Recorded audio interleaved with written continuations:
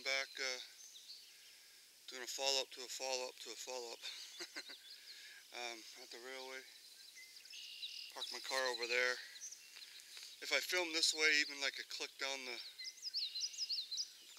train tracks, it's pretty straight for about, well, maybe a half a click or so. You might see cars going over, trucks, whatever. But from here to there, there's nothing but bush and cedars and lots of scrub. I mean, lots of room for them to hide from here to the tracks.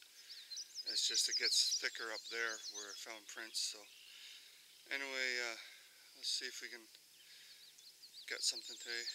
Hunt down Sasquatch that I seen in the pictures in the video.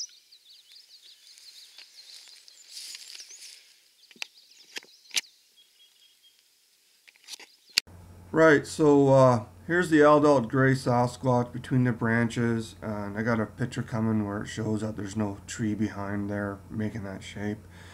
You watch the clip, you see him duck as I pan away, but something faster ducking, which could be a little juvie on his shoulder or something. So that could be a female. Anyway, here's the clip.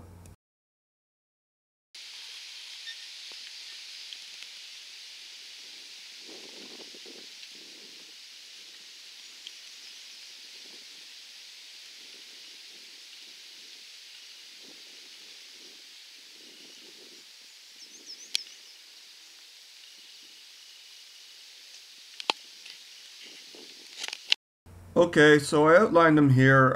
There's his head, but there's also movement in that bush. I think Juvie's in there. I got a clip coming at the end. Nate over at NVTV slowed down some clips for me. But anyway, the adult, this is a remote group, so the adult's an experience of running into people, so he ducks down like a Juvie. Here's a slowed down clip.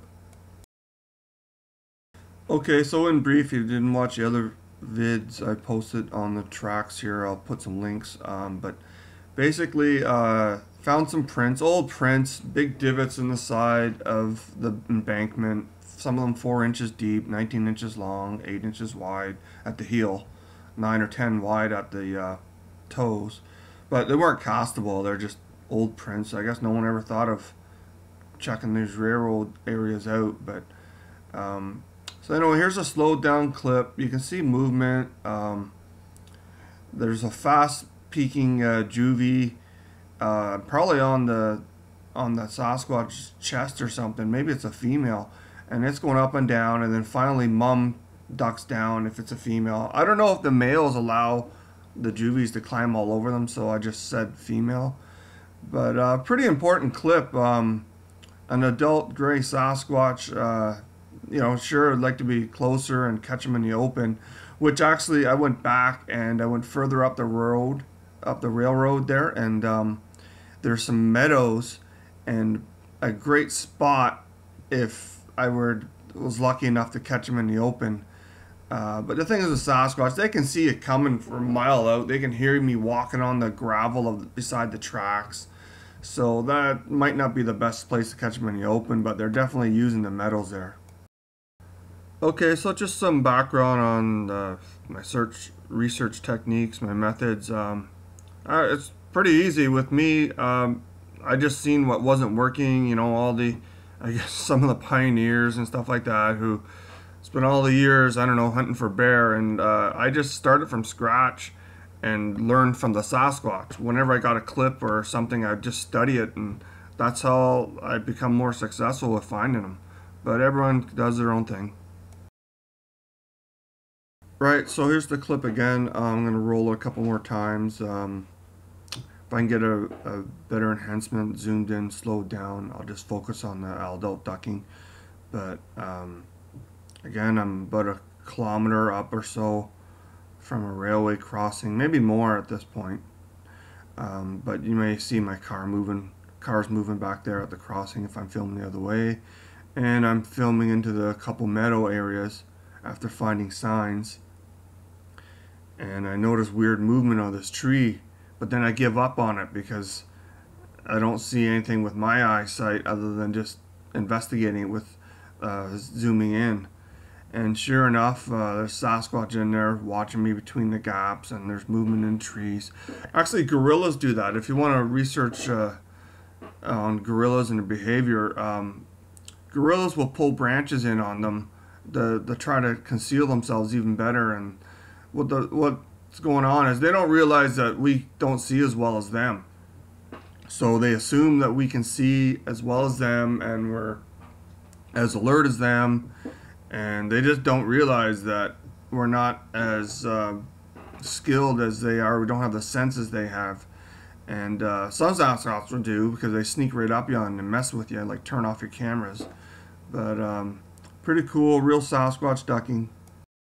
Okay, so I'm just going to post a couple pictures here. There's the gap after the gray Sasquatch ducked. And the gray ones are the hardest to see because their hair blends with everything. They get in a little bit of shade, they look black.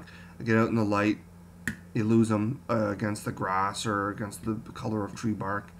And speaking of that, there's a gap above them, and you can see that there's no tree trunk there. So it's definitely something that's at least 8 feet tall. And in Ontario, there's no black bears that big, and definitely not gray like that, and considering the behavior. Pretty cool adult Sasquatch. Now here comes another clip. It's going to be slowed down. And well, before we get there, I want to mention that some commenters, people who viewed and commented my video, saying that other people are doing breakdowns. And you know what? Their opinion doesn't really matter to me. They don't have any experience. They can't see them. They can't find them. They're basically just stay-at-home guessers, trolls with editing programs. They really have no impact. In fact, some of them probably are attached to Bigfoot groups, and they just go around ripping on everybody to undermine everybody else and then support the people that they like or are networked with.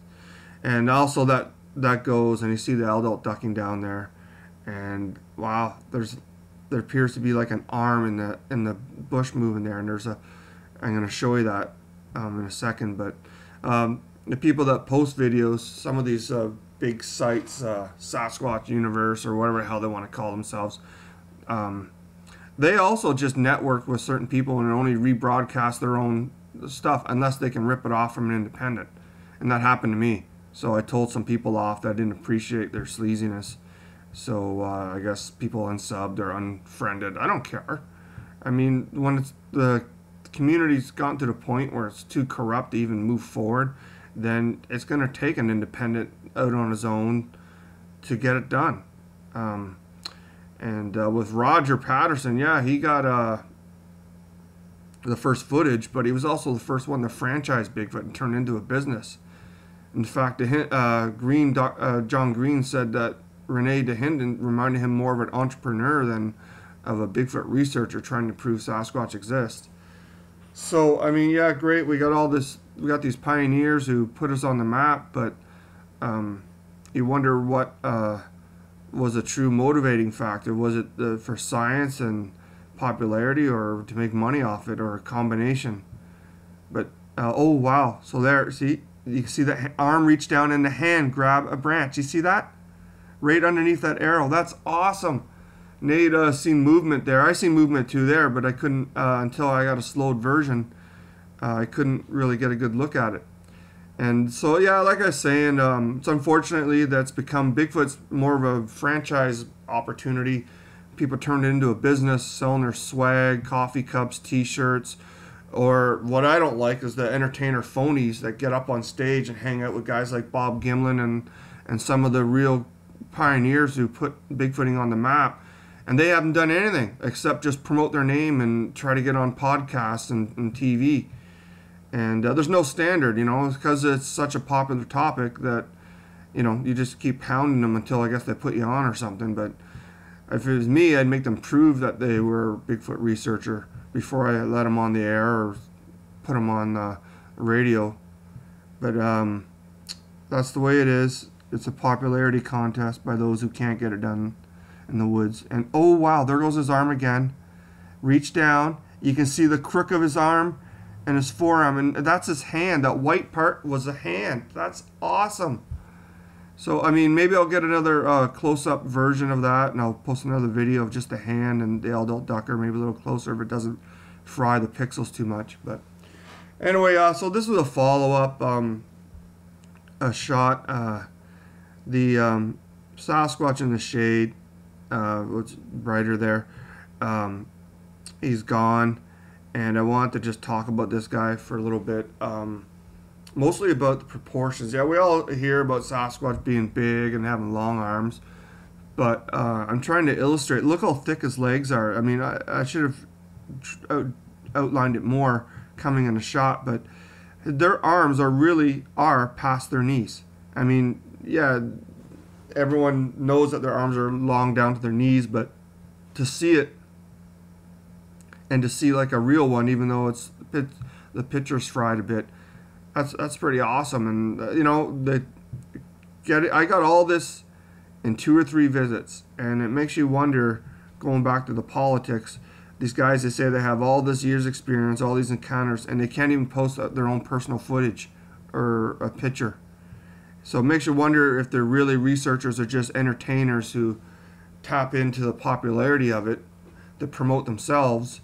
And if you put them on the spot and say, hey, yeah, you're on TV, but where's your own personal footage, buddy? Or you're just exploiting the topic for a business or something. Anyway, I outlined it there. There are the arms right down to the knees. There's a thick calf that literally goes in a V. The legs I can see on my end. You might not be able to see on your end. They're super thick. It's just incredible when you see real pictures of them, because, you know, all we used to get before was just, you know, crappy hoaxers and their pictures, and then the odd one maybe that might be real, you know, wandering through the bush. But this is pretty cool that I got that footage and this picture and pictures in 3 visits to this railway, and I wasn't alone. There's a bear print using the train tracks to move between areas that it wants to go, and there's a creek actually not too far away, so there's water for them. And actually, speaking of that, that was the most important thing, and I'll get into that later in the fall when I get closer to talking about the PGS 50th anniversary. The water was the key. Both those areas had limited water resources, so at some point the Sasquatch had to go to the creeks to get a drink, and then it's all just timing and persistence to catch them there. Anyway, thanks for your support, and thanks for watching.